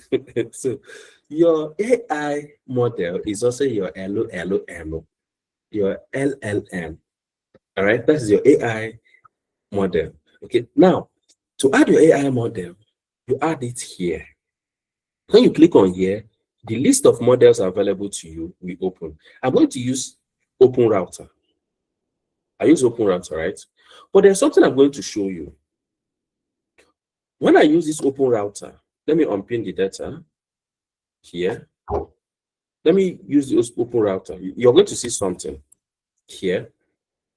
It will tell me that what? Problem in AI node AI agent, right? Authorization failed. Please check your credentials, which means I do not have AI credit here. But let me add the one very important part that some people ignore, which is enable fallback model. I will now enable it. What does fallback model do? Now you can see an additional something is here that is called fallback model. Fallback, look at it, fallback model, right? Is here. What does fallback model do? Fallback model allows you add an extra AI model in case your main AI model, there is an issue with it, maybe the credit finishes, or there is a server downtime, or there is an API problems. It will use the other one to run. Okay. Now let me put Google Gemini as my fallback model. Okay, I put Google Gemini. Now see, let me type message here now and say hi. See what is going to happen. Can you see? It has run. Now, what do you observe? The main agent errored out, but the fallback model executed. Do you understand it? The main LLM errored out. If not for this fallback model, let me delete the fallback model and run it again. So you see, I'll say hi, error, look at the error. But if I connect it back and say hi, it has errored out. But after it errored out, it went to the fallback model, which means that your AI agent will no longer rely on only one LLM. It will now rely on two LLMs. Do you understand? To rely on two LLMs, no longer on one LLM. This is in fact, this is the safest to do this. All right. Now, your memory. People who know English will say it is memory. But your memory is what allows your AI agent to remember who it is talking to remember your chat, to remember an ongoing chat, and to remember what is happening. Okay? For the sake of this class, I'm going to use simple memory. But while I'm using simple memory, let me explain other kind of memory to you. All these other kind of memories, look at MongoDB chat memory, so you have to go and open accounts in all these places. Okay, some of them do not really require you to open accounts. It just requires you maybe open account on another, like Supabase. You open account on Supabase to be able to use which of that this thing or some you open account somewhere to be able to use it some other place. Right now, you connect a credential. Now, what it means is it will permanently store the chats in all these other places. So the simple memory is more like a temporary storing place for chats. It stores it temporarily, okay, not permanently. But your MongoDB, your Postgres, your Reddit, and all those ones will have a table. But you go to that place and build a table. So when we are doing RAG systems, that's when we will do all those ones, right? We can use Postgres, okay? You will store a table, you create table where all those things will be stored, and they'll be stored like permanently, except you go there and delete them. So it will remember user long term. It will remember who you are long term, not just short term. Now, but for the sake of this class, we'll use simple memory. And inside the simple memory, there are two key things you should note. Two very extremely important things you should note. The first one gave me problem when I was starting. What is that first one? Just like in that AI agent, what is this here? Please say this so that you remember. What is this? Session ID what? Connected chat trigger. Okay, which means that the memory is looking for a session ID from a connected chat trigger node, just like the AI agent. Both of them look by default to that particular one. Okay, and by my left, can you see session ID, action, and chat inputs? Can you see it? Can you see this here? Yes, I can see it. Oh yeah, good. Now, what does it mean? It means that this memory is using the string of session ID to remember this particular chat. That is what it is using. If it does not exist, it will either error out or it won't remember your chat. Do you understand? Now, if you want to change an input, just like we changed, just like I showed you how to change that one, what will I do? I will click on here, click on define below, then I will drag wherever that input is coming in and input it as key. And it's still the same. Then context window length is the second thing you should be looking at. What does it mean, your context window length? Context window length simply means that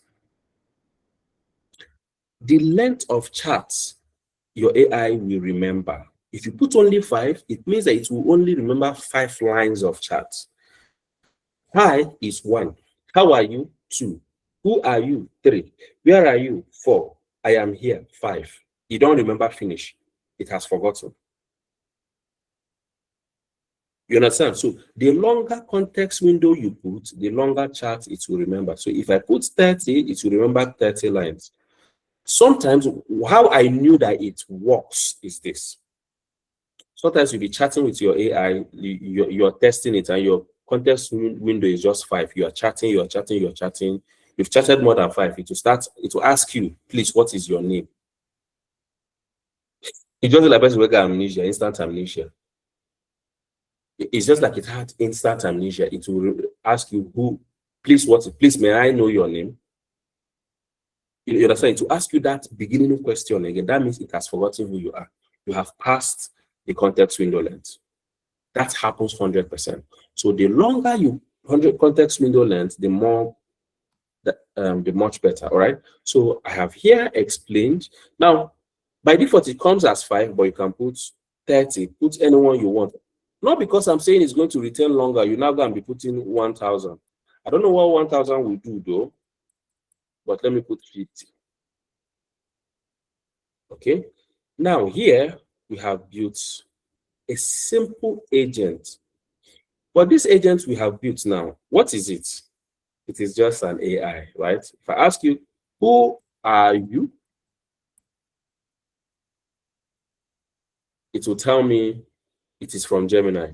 I am a large language model. Now, for those, I say LLM. Some people may not know what LLM is. LLM simply means large language model. Please, someone say large language model. Say it as I say it, large language model. Large language model. You're not supposed to be shy. You're large language model. Large language model. It's why people they feel is say large language model. You're using Connect to say large language model. Large language model. Language model. Language model. Yeah, you come. Okay, so I said I am a large language model and AI. I was trained by Google. My purpose is to assist you by providing information, right? It does not have any personality yet. It doesn't have any personality yet. So how do you start by giving it personality? Well, before I go into giving it personality, there is one very important thing I'm going to introduce to you, which you may not see everywhere. And that thing is Think tool. This Think tool helps your AI agent. Is that someone said Think tool, right? Before I brought it out.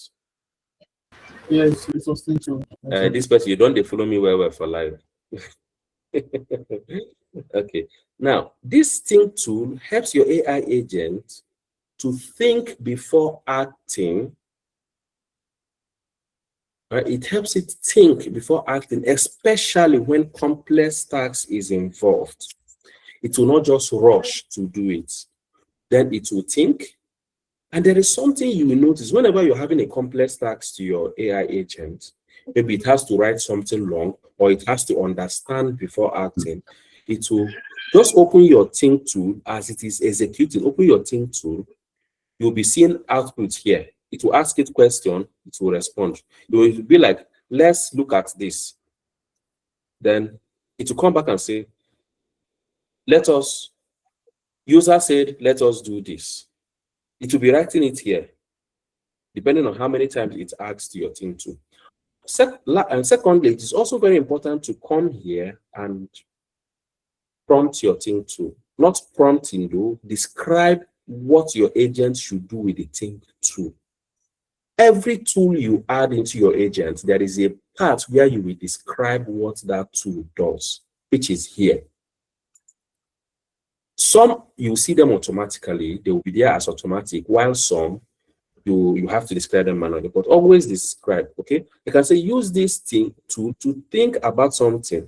That is what you just say by default. But I can say, use this tool to think before executing any task, especially complex tasks.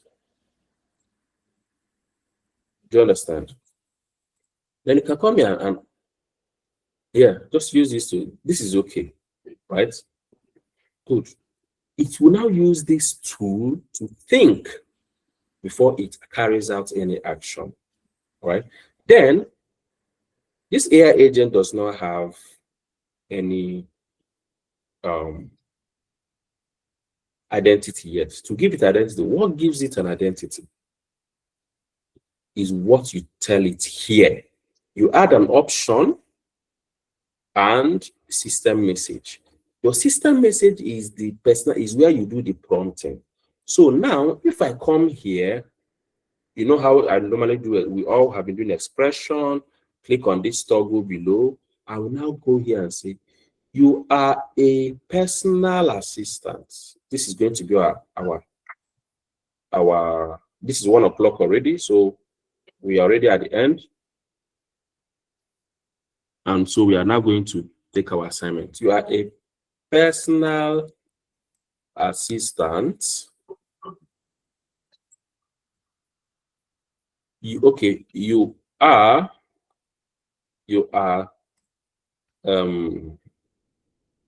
Zedicus one. How do I spell Zedicus again? Zedicus, Abby. How does all these names enter my head every time I want to speak? KUS. Is it KUS?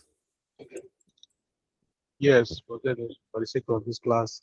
Oh, okay. For the sake of this class, Zedicus. Okay, you are Zedicus, a personal assistant. 4. Chips. Do you understand? Good. Now let me go and ask it. Now let me choose the I just got notification now that this has been funded. Now let me choose this and now show you another thing you should. 2 things here. I say hello, say hi. Good. You can see that this first agent, this first LLM has executed. It did not enter here again. Abby, you saw it, right? Because there is credit here now, this one is okay. There is no error here. This one doesn't need to process. Okay. So do not, when you're putting in something for production, do not always think that, oh, that particular one has to, it has to be perfect. No. Simple API downtime on this one can make it fail. Then you use a fallback to always run. Okay, you can see. Say hi. Say, how can I assist you today? Let me not ask you, who are you? I am Zedicus, your personal assistant, here to help you with any question. That's how can I assist you today? I see you have changed it. You have changed the personality. Sorry, you have changed the identity. Okay, so everything it has to do. Who is unmuted? Wekesa. Now, everything it has to do will fall on that line of being a personal assistant. To fall on the line of being a personal assistant, now you've told it that it is a personal assistant. You've given it an identity, not yet personality, an identity. So it is going to be acting as a personal assistant. All right, to be acting as a personal assistant from now on. Okay, so now your assignment will be assignment. Everybody assignments. And you are going to do this assignment before tomorrow. The next class is tomorrow by 6 p.m. So before I go into assignments, any questions? Yes, I have a question here. Yeah, what is the question?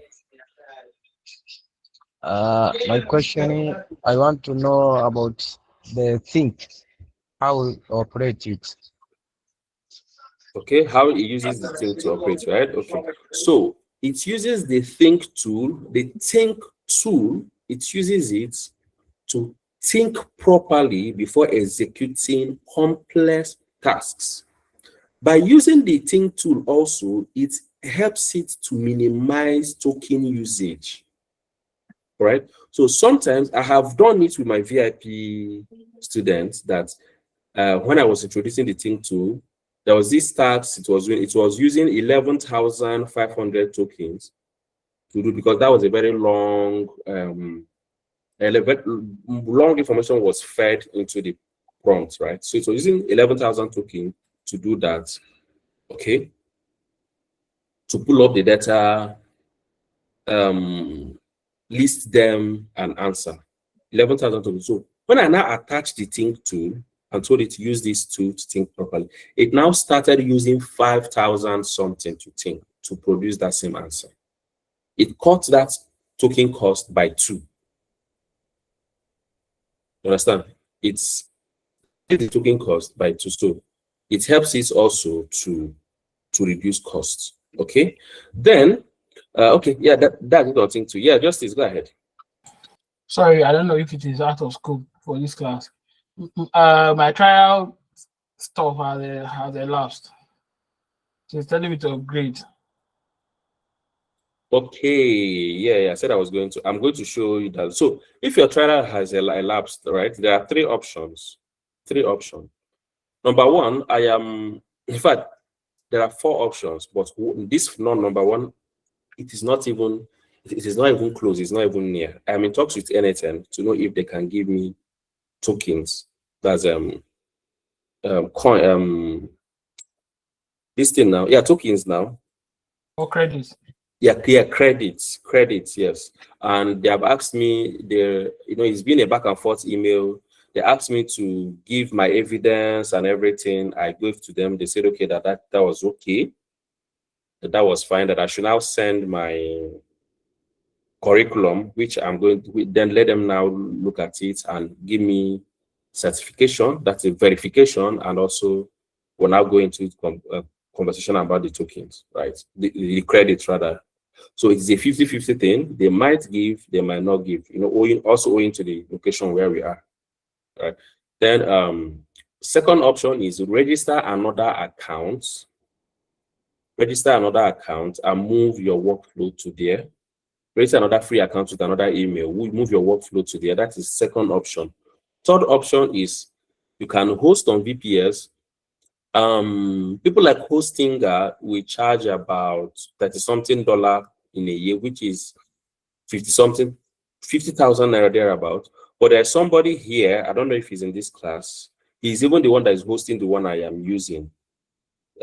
Steward host for 30,000 naira for a year. 30,000 for a whole year, right? The one I give to my. Sorry, does it come automatically with any VPS hosting? What? Does anything come in the package if you have a No. Yes. Like you can host with any VPS. You can host with any VPS. So it's for them. I don't know how they do it, but I know the person I'm very sure is the steward guy, and he's in our group here. He's a class member. He's the one I'm using now, the one I've been using since since December ending. He's the one that he hosted it for me, and it's for a year. He hosted for me free of charge, actually. Because he saw me on TikTok, he was like, I like what you're doing, I host for 30,000, but I'm going to give you free. Then he also registered for my class, and he gets. So if you want to host, you can host with him, 30,000 naira. You can choose to host any other person. The reason I'm asking is that we have I think we have a server, a VPS distinct with hosting that, but I don't know whether if it automatically comes with that, but I'll check. I'll just check. Okay, no. I think is something you have to add, just like the way you use Docker to add it there or something. I don't know how they do that. That one is then the last option is your local host hosting on your laptop. So the one I know how to do is you download your Node.js, then use your command prompt to download your NetN instance. Okay, that I can help you guys do that one if you want to host it on your laptop. But remember, there are limitations. When hosting on your laptop, there are limitations compared to hosting on the cloud. So any of them, number one, you can register another account to get another 14 days or 28 days. Number one. Number two, you can host on a VPS. That one is paid service, 30,000 naira, or with Steward or another person at all of your choice, then you can host. Thirdly, you can host locally on your laptop. But if you choose to host anywhere, let me show you this. Let me share my screen. If you choose to host anywhere, let me show you. Let me share my laptop and show you. All right. After your own account expires, it will give you some days to be able to download your workflows. So you go here, these three dots at the top here. Even when you're working with your clients, you can design on your own account, download it, and push to the person. Okay. You will click, you come here, you download, you click on download, look at download. You download it. It has downloaded at JSON, right? Look at it. It has downloaded. Now, if I go to another account, now let me assume this is another account. Let me assume this is another account. I create another workflow on another account. Can take that downloaded workflow, right? Come here, import from file. I'll go to my downloaded items, then I upload. You can see it has come. Yazo, Yashiga, Toba. Okay, so that is it. It has come, it has entered, and it will run. Do you understand? The only difference is you now have to connect your accounts. Your Google account, you now have to connect them, because for every account you created, you're linking your Google accounts, your Airtables, your Typeforms, you're linking all of them afresh. Okay?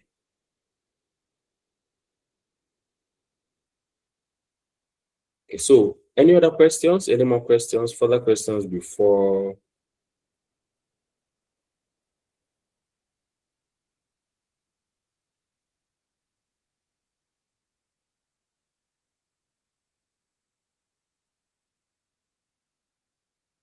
Further questions? Any further questions? Any more questions before I call it a day? And your assignments will be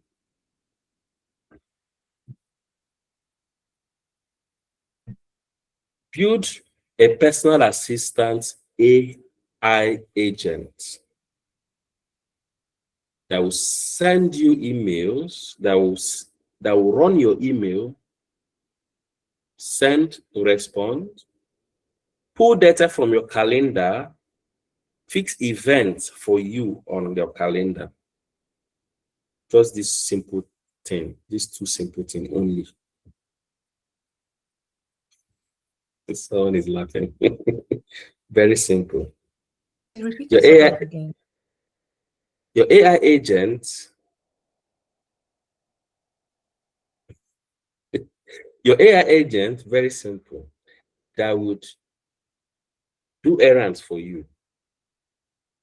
And these errands include send and reply email for you. I've told you how to use send. I've told you how to use reply. Send and reply emails for you. Read your calendar and set events on your calendar. Remember, you have from now till 4 p.m. tomorrow to submit. Very simple. I've already built it. It's just to add. Then do your prompting. Your prompting is what is going to tell you what to do and what not to do. So that when you chat it will carry an action for you, right? So read the calendar and do what, sir?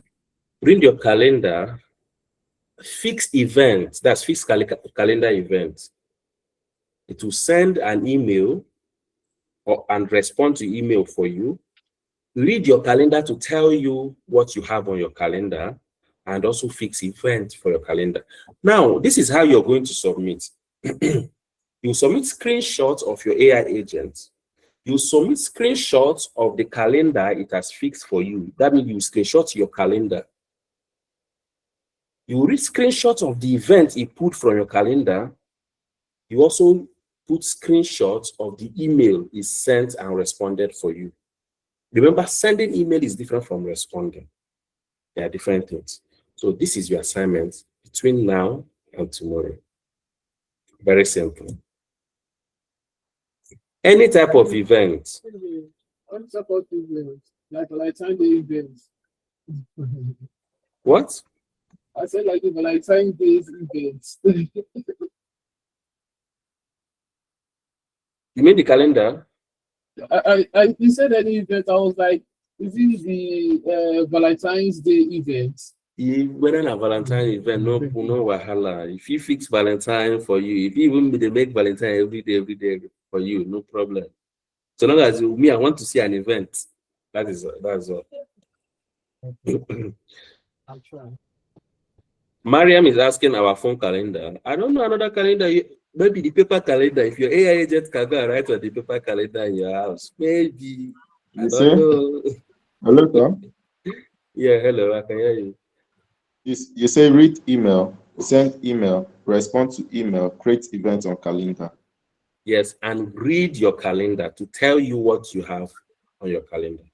If you have events or you don't have events on your calendar. You press the events. Sorry, is it to tell us if we have because of our calendar or Agree, I cannot hear you. I don't know. Whenever you want to start talking, it's like you're inside the drum. Then when I say I cannot hear you, now come out from the drum.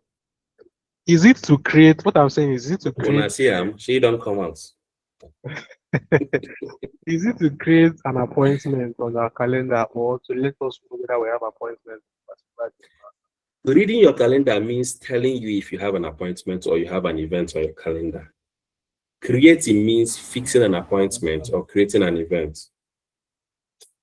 Okay, sorry, sir. It's like I received an email or somebody saying that please we'll have a meeting tomorrow by 12.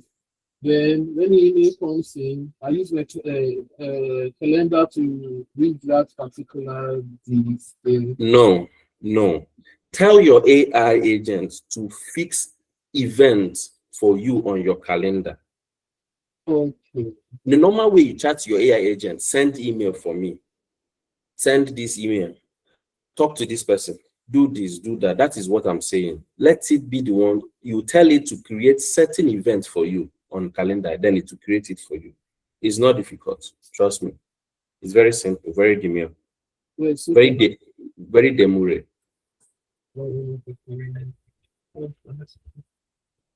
And any other question? Adobe Alpha, class rep. Alpha. It's very simple, right? It's okay. It's okay, Shay. Yeah. Extremely simple. Yeah. I want to just get something clear. I'll tell the AI agent to fix events on the calendar. I'm not the one to solve that assignment for you. I gave you an assignment. You want me to start solving it for you? No, don't solve it. Like after the calendar, it should then send an email. I don't know. Just build an AI agent that will send email for you and create calendar events for you. That's it. So I'll not come and start explaining and making, telling you, giving you expo in your assignment. Yeah, Queenie, could you go ahead? No, sir, I wasn't asking. Sorry, sir. Okay. Okay, man, you will do these assignments too. That one you'll submit. You let me see it on LinkedIn. Okay, sir. Yeah. Any other question? Does any other person have a question? Okay, sir. How you were talking about linking our other sign up to if this one has expired, if the N8N has expired. How do we do that? How would you connect it to type forms and other things? The same way you connected this one, you connect the new one. You understand? That same thing you did, and that will even help yourself to master how to integrate. Okay. That will help you to master how to integrate. You can just use that one email that you have started using to integrate to. You can still use, but don't use that one same email to register. But while you're integrating, okay, you can use it. You can use the same email to integrate. Okay, Wanda.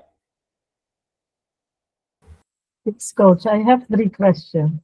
The Okay. first one is the Google Gemini with the fallback. Can you show that again? The workflow where we Okay. have the Google Gemini with the fallback.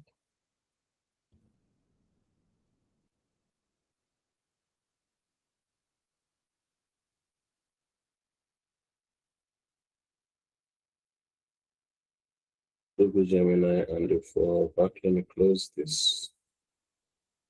Okay. This and this. Yes. Okay. Yeah. And the other question is,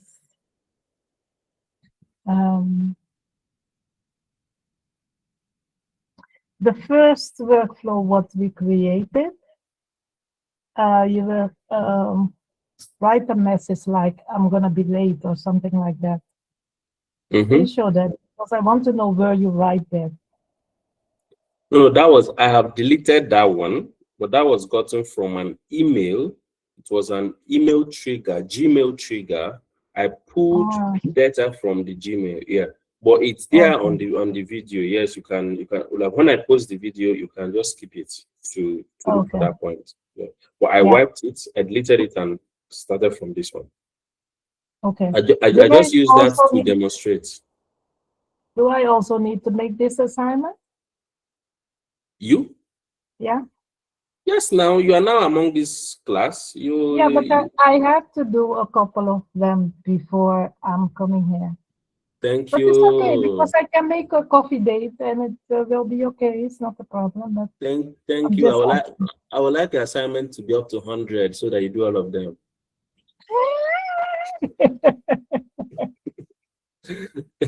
So that you do all your assignments. Please do all your assignments, all of them. Sir, remember that today is Valentine, and some of us have big goods. So I'm coming. Hello, anytime people. Do you people know what Valentine is? They say they don't know what Valentine is. Thank you. Can we create a workflow about this Valentine? How did any workflow related to Valentine? How did any workflow that is related to Valentine? You can build, just build workflows. See, it's not even very good that you're only building what I say you should build. It's only two persons, Brian and Adobe, that has built something extra since we started this class, right? And who again? Someone again sent me that he was building something. It's only, I think, three persons here. Build something extra, not just what we've practiced. Build something extra. Yeah, Brian say, how do we gift you? How do we gift you when we are happy for the work you are doing? Brian, should I drop my crypto wallet or might I drop my account number? Which one? Either of them can flow. My account number is droppable. My crypto wallet is droppable. Which other platform can I drop? Which platform is very much better for you to transmit gifts? Not flowers. I don't accept flowers. I like. There you go. Okay.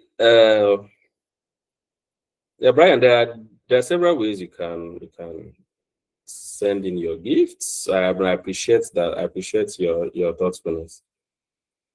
TikTok will first collect 60%. Can't give me 40%. No, I'll not agree for TikTok. Send them directly to me. I can give you a crypto wallet or a commercial account number in Nigeria. No send to Ken account to you no go reach me. You no go reach me. No send them. Okay, so I will stop in the recording and